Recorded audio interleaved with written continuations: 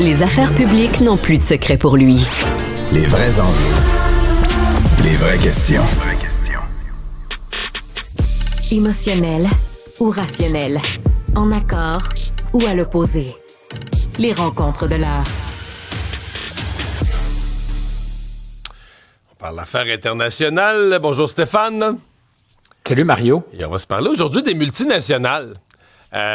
Qui, pour plusieurs, étaient depuis des années dans ce mouvement mondial EDI, l'équité, diversité, inclusion. Donc, si tu avais un programme d'embauche, tu ne pouvais pas traiter tous les gens également. Il fallait que tu te fasses des quotas de toutes les formes de minorités. Et là, il y a beaucoup de grandes entreprises, Ford, Caterpillar, Harley-Davidson, Molson Coors, qui abandonnent ça. John Deere. Pourquoi? Oui, effectivement, tu as parfaitement raison de souligner. C'était le progrès? Comment abandonner le progrès? C'est la question qu'on peut se poser ce matin. Est-il vraiment possible d'abandonner le progrès? Il y a probablement un peu d'ironie dans ta question et dans ma réponse. Pas mal, oui. Parce qu'il y avait, depuis quelques années, quelque chose comme une tyrannie des minorités, peut-être, qui s'étaient imposées à la grande entreprise. S'il y a une séquence qu'on peut identifier, parce que ça participe, moi je déteste utiliser le mot woke qui devient une espèce de mot fourre-tout dans lequel tu peux ranger toutes sortes de dérives ou de pratiques que certains estiment bonnes. Mais c'est évident qu'il y a eu une déferlante, appelons-la woke pour faire simple, au cours des dernières années. Et dans le cas de la diversité, de l'inclusion et de l'équité, c'est beaucoup après ou dans la foulée des mouvements Black Lives Matter qui vont exploser, c'est le cas de le dire, en 2020, après la mort de George Floyd. Puis quand je dis exploser, c'est que ça a été très violent aux États-Unis. On parle souvent des événements déplorables du 6 janvier, et je dis bien déplorables, mais on occulte ou on oublie que des dérives violentes, il y en a eu aux États-Unis avant le 6 janvier 2021, et qu'on parle de centaines, sinon même de milliers de blessés. Et le mouvement, donc, fait boule de neige, et il y a beaucoup de pression qui se fait sentir auprès des entreprises à qui on dit, est-ce que vos pratiques en matière d'intégration, de diversité, d'équité sont correctes? Et on associe ça beaucoup à la culture à l'époque de l'annulation. C'est-à-dire, est-ce que vos pratiques sont bonnes? Puis si elles ne le sont pas, on va vous avoir à l'œil, puis on va même organiser des campagnes de boycott, puis on va faire en sorte que vos produits soient montrés du doigt, puis que vos pratiques, elles aussi, seront montrées du doigt. Il y a un lobby extraordinairement puissant qui est le Human Rights Campaign, probablement le lobby LGBTQ+, le plus puissant, qui organise des campagnes de publicité, qui travaille très, très fort à faire avancer ces enjeux. C'est tout à fait normal et correct. Ce qu'il faut mesurer, c'est l'impact quasi disproportionné qu'ils vont avoir et d'autres organisations dans la foulée de ces événements pour changer les attitudes des grandes entreprises qui se mettent à l'heure de la DEI et qui se mettent à acheter presque, parce que le Human Rights Campaign donne aussi des bulletins de conformité, de bon comportement. Alors, si Human Rights te dit, l'entreprise, par exemple, Molson Coors, était exemplaire, c'est la preuve que tu as bien appliqué ce que sont les doléances de l'organisation. Ça, Stéphane, dans le cas de...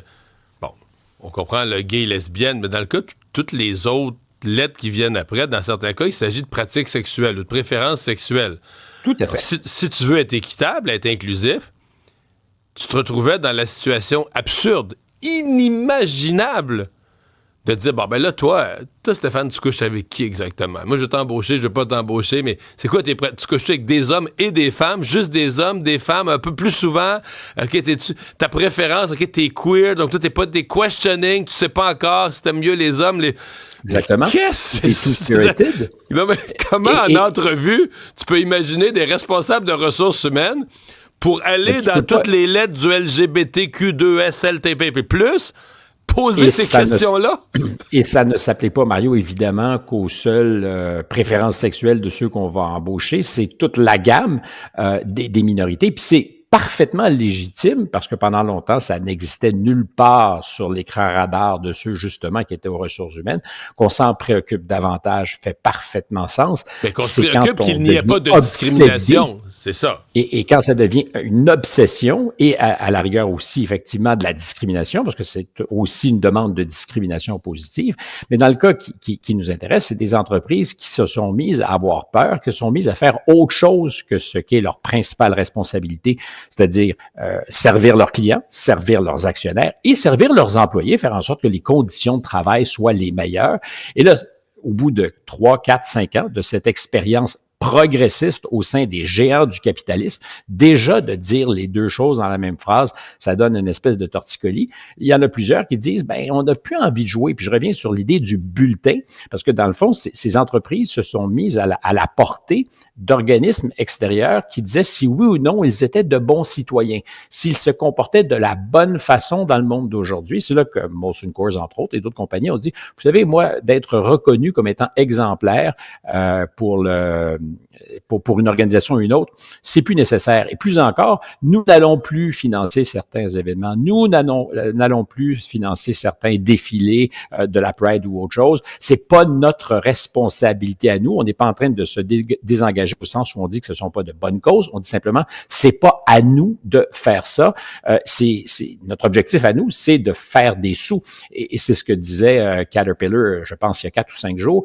Quand on va donner des formations, quand on va faire évoluer notre main-d'œuvre, ça va d'abord être avant tout pour s'assurer que l'exécution du plan d'affaires soit au rendez-vous, pas pour autre chose. Et là, c'est une déferlante qui se fait sentir sur plusieurs entreprises et qui est en train de simplement de ramener un peu le balancier là où, on le présume, l'intérêt de l'entreprise se trouve. C'est comme si les lois de la gravité économique, si on applique ça, s'étaient à nouveau mises à faire sens, et parce qu'on les a suspendues pendant quelques années au nom d'un rôle que les entreprises n'ont pas à jouer, qui est des agents de changement social. Et je pense qu'un des déclencheurs, je te parlais tout à l'heure de Black Lives Matter en 2020, qui clairement a été traumatique aux États-Unis, clairement a fait peur aussi aux entreprises parce qu'elles ne voulaient pas être prises en flagrant délit de ne pas être progressivement correct, mais il y a eu aussi pour Bud Light la campagne désastreuse avec un influenceur trans qui, par ailleurs, a fait lui ou elle, ce qui était important et nécessaire pour sa cause, c'est-à-dire qu'on lui a donné un mandat, puis go, why not? Mais l'affaire Mulvaney a généré, mais une réaction, j'ai pas besoin de te le dire, tu t'en rappelles sans doute, passionnée, parce que les buveurs de Bud Light n'étaient pas nécessairement intéressés à ce qu'on leur dise comment se comporter dans le monde, et c'était peut-être pas pour l'image de la marque ce qui était le plus en adéquation. Ouais. Mais il y a un retour, ouais. Il y a un retour de balancier aussi. Je pense que les compagnies dans leur marketing le voient. Le mouvement woke est allé tellement loin que ça a écœuré une bonne partie de la population. Même dans le Parti démocrate, à un moment donné, ils se sont rendus compte qu'ils perdaient des votes, ils perdaient une partie de leur membership de gens qui disaient « Hey, wow, là, moi, je suis bien démocrate, je veux des programmes sociaux, je veux une société plus égalitaire, mais si tu me dis qu'un homme et une femme, ça n'existe plus, time out, je décroche, tu viens de me perdre, là. » En fait, ils ont dit « woke ». Ouais, c'est ça. Mais c'est ce qu'on constate dans cette campagne. Tu as remarqué sans doute que les démocrates qui, en 2020, puis comprenons-nous bien, Joe Biden, c'était pas le héros woke idéal, c'était certainement pas quelqu'un qui incarnait le plus ses valeurs, mais qui a compris, évidemment, qu'il y avait un virage. On est encore une fois en campagne en 2020. On sort de la COVID, on a eu l'affaire George Floyd. Il y a une montée de ces enjeux progressistes, ou dits progressistes, parce que le sont-ils en tout? Je me pose de vraies questions, qu'on associait d'ailleurs à la gauche, parce que est-ce que tu es de gauche parce que sur ces enjeux-là, t'es le fer de lance? Moi, je pense que non, parce que ça a occulté toutes sortes d'autres enjeux, l'équité salariale, par exemple, ou les écarts de revenus en société, qui, quant à moi, sont des vrais enjeux dont on parle beaucoup moins. Les démocrates t'en parlent pas souvent.